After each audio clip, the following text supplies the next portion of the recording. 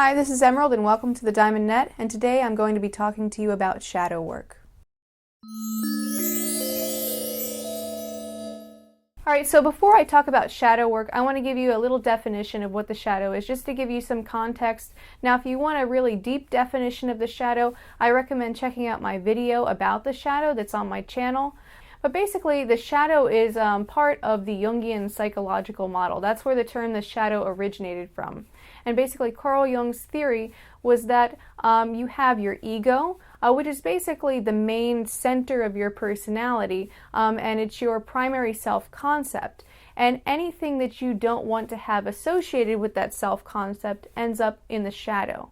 So the shadow is home to all the traits that we don't want to see in ourselves. Now, it's not as though these traits go away. In fact, oftentimes, many people can see our shadows more than we can actually see our own shadow. It's that whole phenomenon of you can see the splinter in someone else's eye, but not the log in your own. Now, it isn't just negative traits that get relegated to the shadow. Positive traits can get relegated there too. So let's say, for example, if you grew up in a family that thought that emotional sensitivity was a negative thing, and you're a naturally emotionally sensitive person who has a strong relationship to their emotions, there might be a repression of that part of yourself, even though you could very well use it to beneficial use. Because the shadow is part of our unconscious mind, basically the shadow starts to project out upon our reality without our awareness.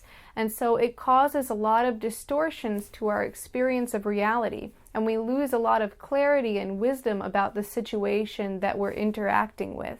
But when we do a process like shadow work, we start to reintegrate those disowned and repressed aspects of ourselves, and then we start to regain clarity, ease of living, and also our wisdom. And it just feels better to have a shadow that's not so dense. But you may wonder how and when a shadow is formed. Now, every single person has a shadow, with the exception of somebody who is fully enlightened. A person who is fully enlightened has no fear of any of these traits or concepts being weighed on to the self-image or damaging the self-image in some way, because they recognize that the self-image is illusory. And so they're able to let that go. And so they allow all things into their awareness and into their reality. So only someone who's fully enlightened doesn't have the distortion of the shadow and the ego to deal with. But for everybody else, we do have this trait to us. But how is the shadow formed, you might ask? Well, basically, whenever you're born, you pretty much know nothing about the world. You don't know how your body works, you don't know how reality works. All you have is basically your urges and instincts, but you don't really have a mental framework or idea about the way reality works. And the shadow always has to do with ideas foremost. So basically, when you're a very, very small child, or more so a baby, you don't have a shadow at all, but it quickly starts to sort of build up as you go. So as you start to identify with things, you learn your name, you learn what you look like, you learn, hey, this is me here, and then the rest of the world is this out here. Oh, or maybe I like carrots, or maybe I don't like carrots. And these little things start to kind of attract around your self-concept. This becomes your identity.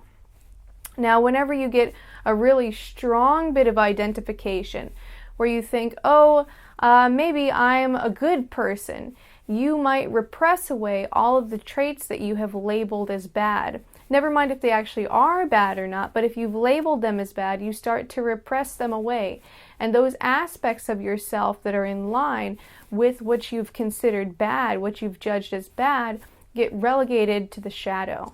So here's an example. My daughter right now is 5 years old, and she really strongly identifies as a girl. And she has this tendency where, she always wants girls to win at everything, and she likes girl movies, and it's all about being a girl. So that's her really, really strong identification.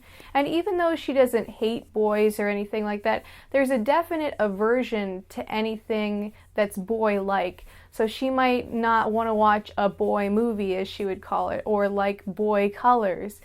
but that doesn't really have anything to do with her true preferences, not really. What it has to do is she now has this idea in her mind that she projects out onto reality that says, boyness is not me, girlness is me. And there becomes this identification there. And then with that identification, the opposite gets repressed away. So shadow is formed through identification, repression of the opposite, or just a judgment in general about some trait as not being you. So for example, if I identify myself as a humble person, then I might have a tendency to repress away any drives that I have for assertiveness, because I'm afraid of betraying that self-image that I have, that I'm this humble person. Now, very often, this tendency to repress things away and relegate them to the shadow is compounded if we've experienced a trauma or just some really, really negative situation relative to a particular identification. So sometimes our repression can be much stronger than just a middle of the road, oh, that's not me, this is me. It can be, oh, I hate that thing. Either way, judgment is always applied. There's always an attempt to distance yourself away from particular things and to kind of relate other things that you consider positive to your self-concept. So basically, it's the case that an outer judgment begets inner judgment, or an inner judgment begets outer judgment. So you can look at your judgments and kind of tell, what it is that you might be repressing in yourself. Let's say that you look down on people who are hippies. Let's say you look down on hippies. It may be the case that you're actually repressing part of yourself that actually has the traits of a hippie. All right, now let's talk about some of the problems that arise from the shadow. Basically, the main issue is that it causes you to be less aware of what's going on. So awareness is always 100% full. But when you talk about, when you hear someone talk about expanding your awareness, expanding your consciousness, basically you are sort of unwiring your tendency to habitually repress things and ignore things from your reality. So basically, you're opening up your mind to allow different things into your reality that you had maybe judged as bad or judged as not you. But when we do this, but when we don't do this, and when we unconsciously separate ourselves out and fragment ourselves in this way, what this does is it causes a distorted experience of your reality, one that is unconsciously influenced by the shadow and your projections onto reality. The identifications of the ego and the resulting shadow is what obscures the truth of reality from you. But the shadow isn't something that you decide on once and then it's just there for good. What happens is you learn to habitually and perpetually repress the same traits over and over and over again. So repression is a very active process. So the way to get rid of that is to sort of slow down that process, sort of take yourself out of it so that you allow things to come into your experience. This is one of the many benefits of meditation. All right, so here are some problems that come along with the shadow. So one of the issues that come along with having a shadow is judgment.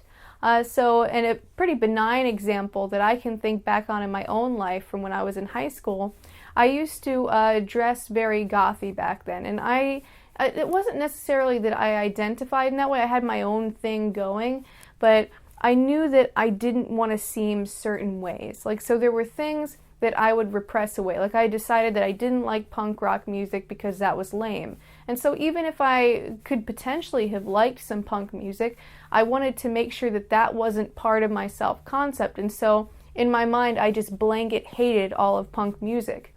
And then when I was about 15, when I was right in the middle of this kind of teenage phase that I had, there was this big thing that came up, emo. And pretty much, everyone kind of hated emo, and you got super judged if you were emo. And so I decided that I didn't like emo either, and that if you were emo, you were kind of lame, you listened to lame music, you dressed lame, all this other stuff. So I had all of these judgments about emos, mostly to sort of make myself more likable and more socially favorable to like other people.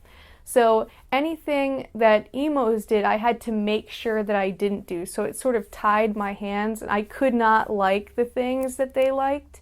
And so even if there was some repressed enjoyment of actual emo music or emo style or anything like that, I would have never have known, because that was unconscious to me. I had no idea, and I still have no idea whether or not I like emo style or emo music. It's kind of funny. But you see, this caused me to judge other people and also to judge myself very harshly anytime I stepped out of line from that self-concept that I held.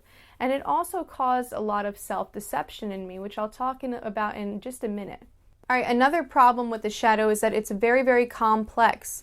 Because the shadow develops over your entire life, and because a lot of it is unconscious to us, I relate the shadow to being like a giant pile of tangled up computer cords. Like, imagine that you had 10,000 tangled up computer cords that you just had to somehow go in and unwire each one. That is sort of the task of letting go of all of your shadow.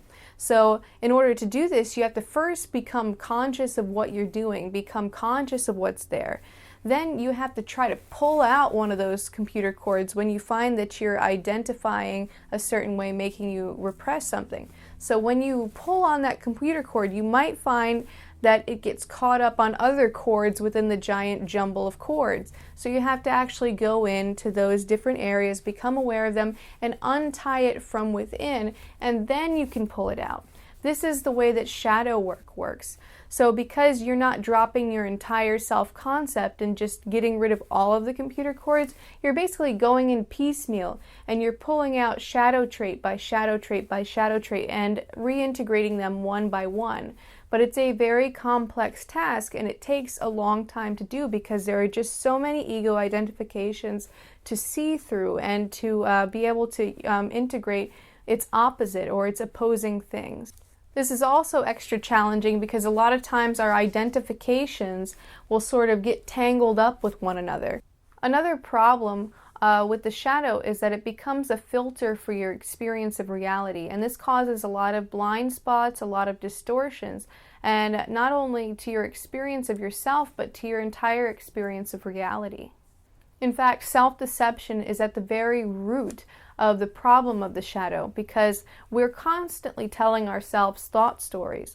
We have our mind constantly going, and because we identify with our thoughts, we think, oh, if I think it about myself, it must be true because I know myself. I know what's inside of me. I know what I want. But we have really just the tiniest, slightest idea of who we actually are. And so we have to make up a lot of stuff. And so we make up a lot of concepts and we think, oh yeah, this describes me. But what that's actually doing is that's creating a denser shadow every time you do that. So let's say that I'm thinking, oh yeah, I'm such a good person and I do this for people and I do that for people, and you know, I would never judge anyone, and you know, like just the list goes on. Or you might even have negative judgments about yourself, like, oh, I should be doing this more, or maybe I don't fit in. You know, that also adds to the ego identification. But there's also other things that get repressed in that because we start to fall in love with our ideas about who we are. But the problem is this causes blind spots because we don't want to accept anything about ourselves that falls outside of our self-concept. So I wanted to bring up an example of a character that I think really epitomizes this idea. So if you think about Judge Frollo from The Hunchback of Notre Dame, so, you know, he was very highly identified with piety.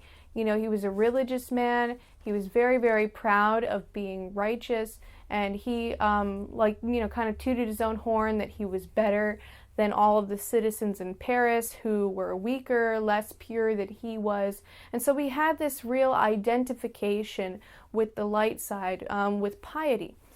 The problem here, of course, was that in his identification and in his desire to be this pious person, he had a complete and total blind spot to his own cruelty. And so he was able to be cruel to Quasimodo, and he was able to be cruel to Esmeralda. And in fact, when he started to feel lust toward Esmeralda, he didn't think, oh, this is me feeling that way toward her, so it's just what's coming up in me. It was, no, Esmeralda's a witch and she's bewitching me, and so I have to burn her because she is from the devil. So he was also projecting onto reality, onto Esmeralda, his own shadow. Another issue that comes along with having a shadow is that it creates a distance from yourself and others. So whenever you're identifying through the ego, you're saying, this is me, this is not me. The not me ends up in the shadow. It's a thought, this isn't me, so it's not important, and so it goes to the shadow area. I don't need to be conscious of it. And we do this with our traits too. We end up putting it down in the shadow. Another problem with the shadow is that it creates a sense of distance between ourselves and other people. So if we start to hold up the idea, these X, Y, and Z are the good traits, so we're going to try to identify ourselves with X, Y, and Z. And then in order to sort of bolster our idea that we're the best at X, Y, and Z traits, we're going to be looking for other people that maybe aren't as good as X, Y, and Z traits, and we're going to be consciously or unconsciously judging them. So let's say that you yourself value being a hard-working person. So you think hard-workingness is like the trait. So you're going to start looking out at people and you're going to be like, oh, well, maybe this person's kind of hardworking, but they're definitely not as hardworking as I am. Or, oh, look at those losers over there. They're totally lazy. They have no work ethic whatsoever. And, you know, all this time, you're trying to bolster yourself up as, oh, I'm the best, and they're not as good as me.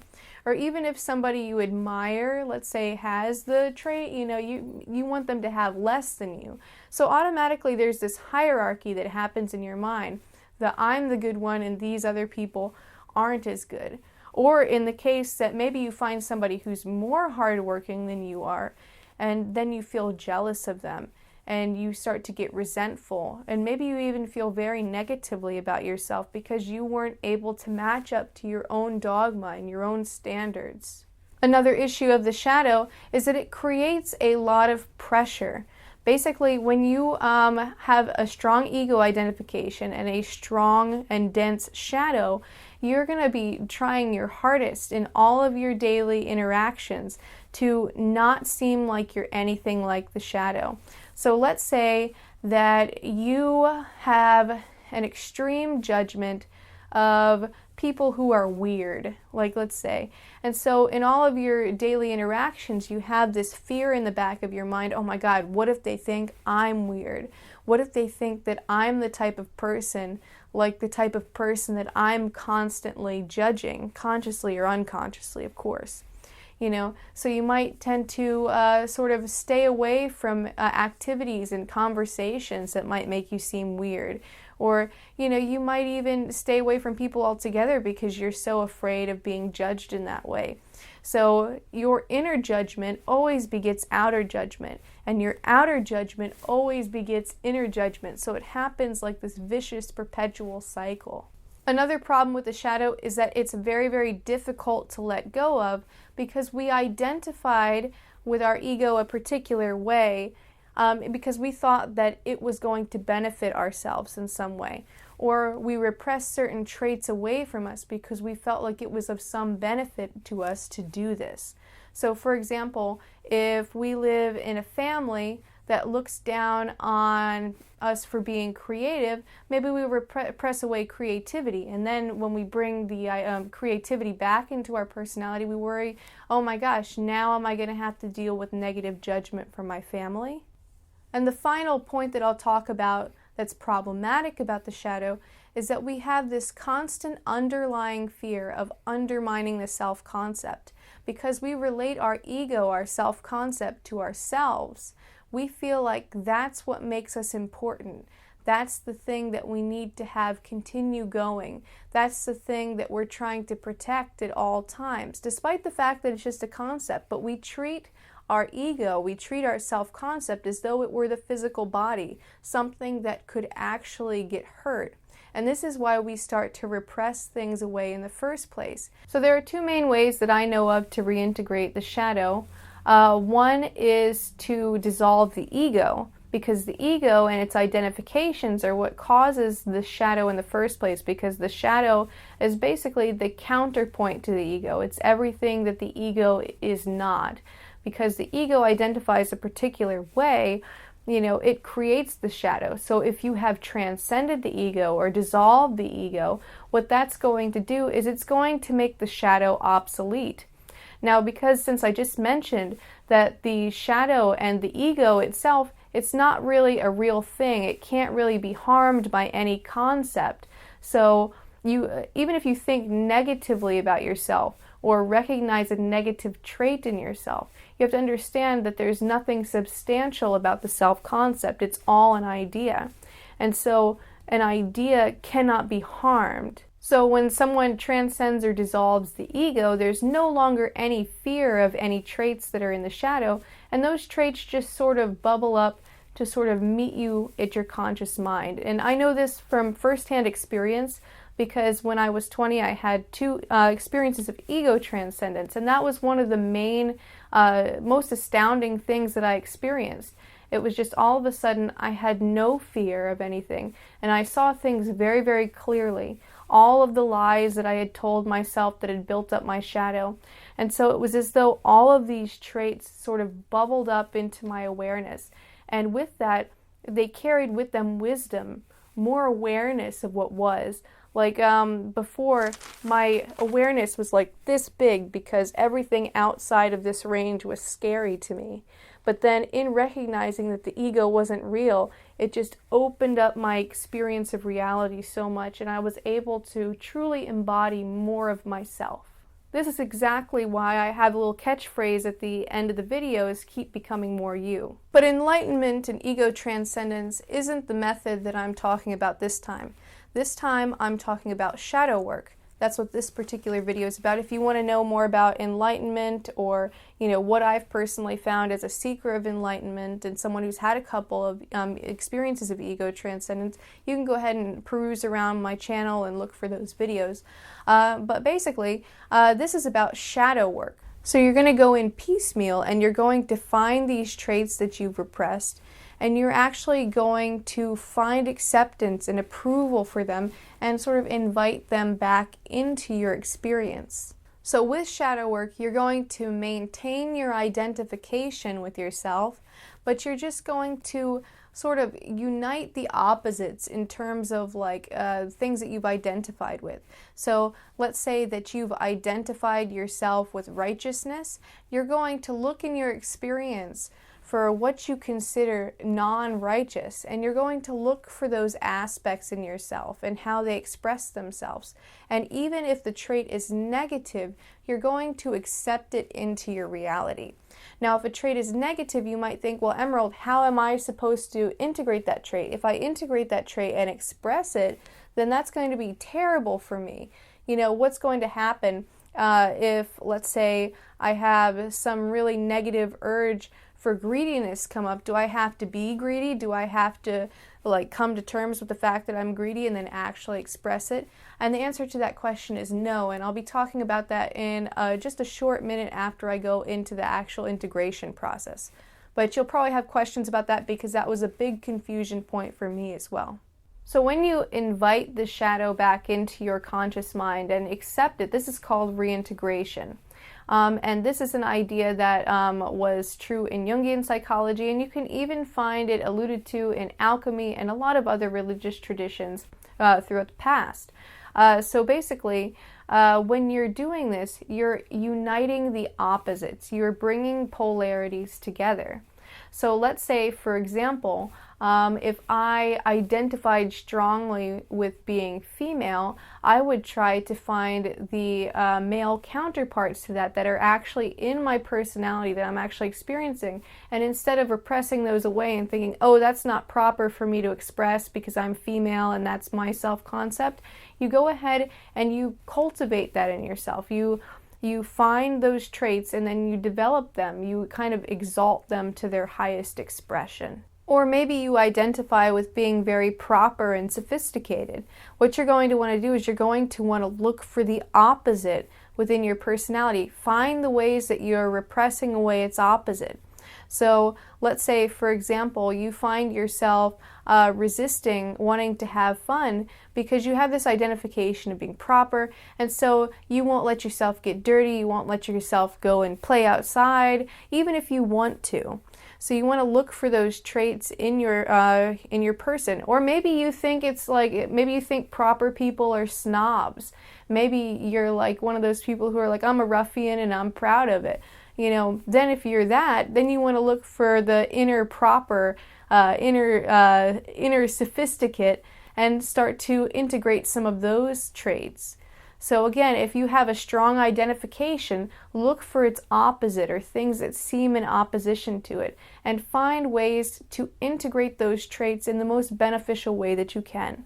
And this next part is probably the most important part in integrating the shadow. So one way that we can get a really, really good litmus test for what our shadow actually is to look at our judgments of other people. And I know a lot of people have a tendency to sort of squint their eyes and sort of like lie to themselves and say, oh, I'm not judgmental, I don't judge people. But you really want to be honest with yourself. You want to look inside and you have to pick up on your subtle and maybe more extravagant judgments of people. So again, let's say, for example, that I identify with being educated and intelligent. And maybe I look around in my reality and I see people who don't care about that. Maybe people who maybe not necessarily aren't as intelligent because that's more of an innate physiological trait, with IQ, but maybe people who just don't give a care about education. And I think, oh, how terrible. They're causing social decay and they're dumbing down the nation, and this is why we have so many problems because people are like this, these kind of inner judgments. Or, oh, if only everyone could be educated and everyone could have common sense and all of that. So I would want to look at the people that I judge the most and notice their traits and then try to find those traits in myself, because chances are, if I've judged an entire group of people, there are traits in there that I actually do have. And then I would want to take those traits again and express them in the way that's most beneficial to me. So when you judge other people for having traits that you've repressed away into your shadow, this is actually called projection. So think of it as you have this whole framework in your mind, and then you have these shadow traits back here that you don't want to look at, and those things that you habitually repress in yourself, that you constantly have these judgments about, and then it gets projected over reality to where you can't actually see the reality itself. This is what causes the distortion. The projection is a huge problem of ego and shadow. So I want to give you a bit of an example from my own life. When I was about 10 years old, I became very misogynistic for a variety of reasons. Like, I can look back and I can sort of point to the reasons, but I won't go into that. But I had decided that I did not like girls and I did not like women. And I had this really sort of idea that women and girls were really bitchy and catty and dumb, and that I didn't want to be anything like that, despite being, of course, female myself. And so I had this major resistance, and I had this constant judgment back then that, oh, girls are this way, women are this way. But then internally, I had to sort of judge myself, because it's like, oh my gosh, I don't want people to see me as bitchy. I don't want people to see me as stupid, like I've been judging other people. And so I repressed all of those traits away in myself, even parts that were very natural to me. And I started to identify more with maleness, and I started to identify with being passive and being easygoing and not like getting in any way assertive. And so basically, because I had this strong judgment, I didn't really learn how to assert myself as a person. And even still, I have like residual problems with this because this repression happened when I was at a very, very young age. And so it's difficult for me to be assertive because there's still parts of me that I'm not yet aware of that still judge women for being assertive or for being bitchy, as I called it back then. But of course, this was heavily based in self-deception and has caused me many problems over the course of years where I just was not able to stand up for myself like most people would be able to, because I judged myself very harshly for that because I was judging other people so harshly for being a particular way. So in order to become aware of your judgments, you want to watch your thoughts throughout the day. Sort of check in with yourself 5-10 times a day. See, like, am I judging someone right now? Am I judging someone as lesser than me? Am I using my judgment of this person to bolster up my own self-concept? Then you want to look at that person that you're judging and you want to realize the reason why you're judging them, and also other things that may come along with that judgment, other traits that you might also be judging in yourself. Now, I'm going to come back to the concern that I addressed earlier. So a lot of times, when people say like, well, if I'm supposed to reintegrate all of my traits that I've repressed, what about genuinely negative traits? What if I happen to be greedy? Or what if I happen to have some kind of like really inappropriate urge that if I expressed it, like the urge for violence or maybe sexual exhibitionism out in public, like if I reintegrate those urges, isn't that going to be like terrible for my life? Or, like, these things are not good to be reintegrated. There's a reason why I repress them away. Well, yes and no, but here's where you want to draw the line. Now, expression is not the same thing as reintegration. So even if you notice a negative trait in yourself, you don't have to express that negative trait. So basically, if you find out that you have urges toward greed, you don't have to be greedy in order to not repress that trait. But one thing that you want to realize is that traits truly have no negative or positive, because nothing in reality is inherently negative and nothing in reality is inherently positive. So let's say that you do have some kind of urge toward greed. So let's look at what greed is at its bare base level. So if we boil greed down, what that is that's just an extremely strong and overactive use of the drive for self-preservation. Now, there's no problem with self-preservation as long as we have it balanced out with preservation of all. So you would want to be able to use that trait of being able to preserve yourself and to be able to advocate yourself, but you want to also temper it with the idea that you don't want to get in the way of other people's urge and drive towards self-preservation. So this is sort of a healthier way to reintegrate that particular trait that you might look at as inherently negative. But even if you don't find an expression for the particular trait that you have, like you can't find a positive expression for it, it's not necessary to express these traits necessarily. You just have to become aware of them and accept them. Don't judge them as wrong in yourself, and don't judge them as wrong in other people. You want to be able to look at the trait as neutrally as possible.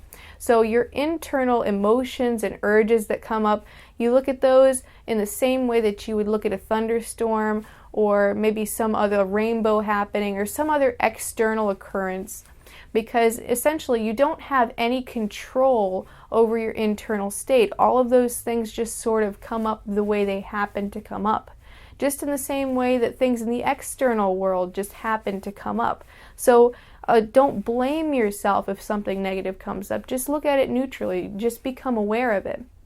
And with this awareness and with this acceptance of that being your internal reality, then that will be enough to reintegrate the trait. There's not necessarily a need to express. So, for example, let's say that I work in an office and I'm in the middle of a business meeting, and then all of a sudden, I get some weird sexual urge in the middle of the thing. Of course, that, like, if I go up to Jim in accounting and I'm like, "Oh, you're hot," you know, you like, oh my gosh, you know, if I go off like that, that's not appropriate, you know. But then what if my reasoning was, oh, well, I didn't want to repress anything. I didn't want to put that in my shadow. So I had to express it, even if it was inappropriate, because it's my own psychological well-being. But no, that's not the way it works. What would happen if you're going to actually reintegrate that and not repress it away is you're going to want to just notice it and not judge it as bad. So for example, let's say I get my urge toward this Jim fella in accounting, and like I think, oh, that's okay, I just felt that way and that's fine, and yeah, and that's basically the end of it. Now if I were going to be repressing it, I would be like, no, I didn't feel that way, or even if I did, it wasn't my fault, it was Jim, he's always wearing all those tight shirts around the office and it's totally his fault. And anyway, at least I'm not like those other girls down in the office who wear the low-cut tops. Shame on them. So that type of thing would be a prime example of how the shadow actually happens. It's these internal judgments and then these external judgments to fortify them. So really the judgment is toward the self because you identified a certain way. Somehow you thought, oh, I am a real pure person and I can't have this sexual urge. If that happens, that means that I'm like these negative people that I judge, like Jim and the girls down the hall in the office. But again, it need not be so. I just recognize in myself, oh hey, I felt that way. Now I have that self-knowledge. It's okay that it's there. Right now is not the appropriate time to express that. You know, maybe at some other time, you know, I can go give Jim my phone number or something like that. You know, maybe that would be a better solution. Of course, I'm married. I'm not going to give Jim in accounting, this imaginary fictional scenario, my number. But it's just an example. Anyway, that's all I have for you today. I hope that you enjoyed this video. If you did, go ahead, click the like button below and subscribe. Also, go ahead, check out my blog at thediamondnet.org. I write in my blog now every Sunday, and I just kind of give just a more personal look at how I'm dealing with being on the spiritual path and just different thoughts and insights and things that come up that I may not be able to share in my videos. So definitely check that out. Other than that, that's all I have for you. And until next time, keep becoming more you.